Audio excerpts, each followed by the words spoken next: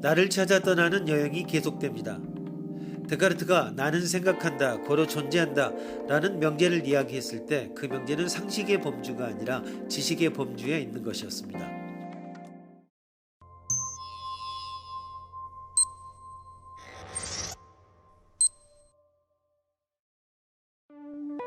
이런 식으로 모든 것이 거짓이라고 생각하고 있는 동안에도 이렇게 생각하는 나는 반드시 어떤 것이어야 한다는 것을 알게 되었다.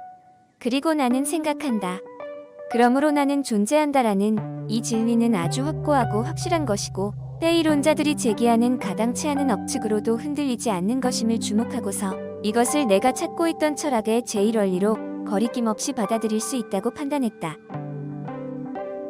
그런 다음에 내가 무엇인지를 주에 깊게 고찰했으며 이때 다음과 같은 것을 알게 되었다.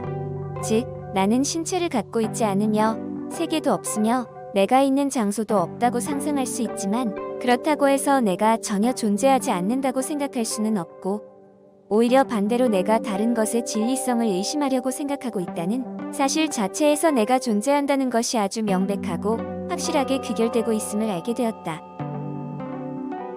그러나 내가 그때까지 상상했던 나머지 다른 것들이 설령 참이라고 하더라도 내가 단지 생각하는 것만 중단한다면 내가 존재하고 있었다는 것을 믿게 할 만한 아무런 근거도 없음을 알았다. 이로부터 나는 하나의 실체이고 그 본질 혹은 본성은 오직 생각하는 것이며 존재하기 위해 하등의 장소도 필요 없고 어떠한 물질적 사물에도 의존하지 않는 것임을 알게 되었다. 그래서 나, 즉 나를 나이게끔 해주는 정신은 물체와는 전적으로 다른 것이며 심지어 물체보다 더 쉽게 인식되고 설령 물체가 존재하지 않는다고 하더라도 정신은 스스로 중단 없이 존재하는 것이다.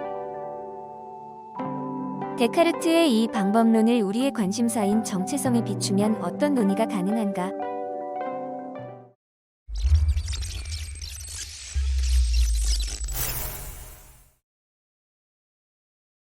모든 것이 거짓이라고 생각하고 있는 동안에도 이렇게 생각하는 나는 반드시 있습니다. 여기에서 나는 정신입니다. 서양에서는 근대 데카르트에 의해 비로소 인간 개인으로 나를 바라보는 생각이 분명하게 만들어졌습니다. 물론 데카르트보다 훨씬 전에 소크라테스가 인간 개인으로 나를 설명하기는 했습니다.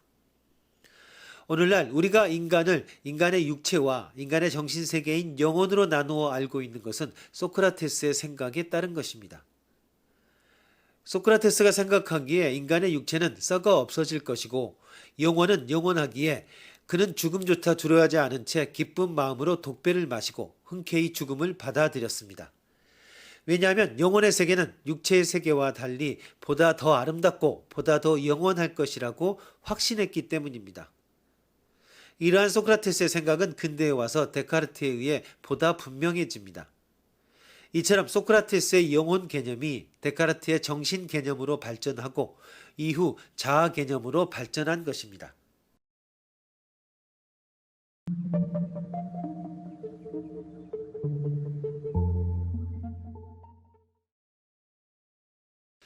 데카르트는 나는 생각한다, 고로 나는 존재한다 라는 유명한 말로 인간의 정신을 발견합니다. 데카르트는 오직 진리 탐구에 전념하려고 합니다. 여기서 말하는 진리 탐구란 참된 이치, 변하지 않는 원리, 확고부동한 근거가 되는 출발점을 찾으려고 하는 것입니다. 이러한 확고부동한 영원불멸한 출발점을 찾기 위해 데카르트는 모든 것을 의심합니다. 의심한다는 것은 부정한다는 것입니다. 왜? 근거가 없는 모든 것들은 진리가 아니기 때문입니다. 그래서 데카르트는 1 더하기 1은 2라는 사실조차 악마의 속임수에 의해 주어진 거짓말일 수가 있다고 의심합니다.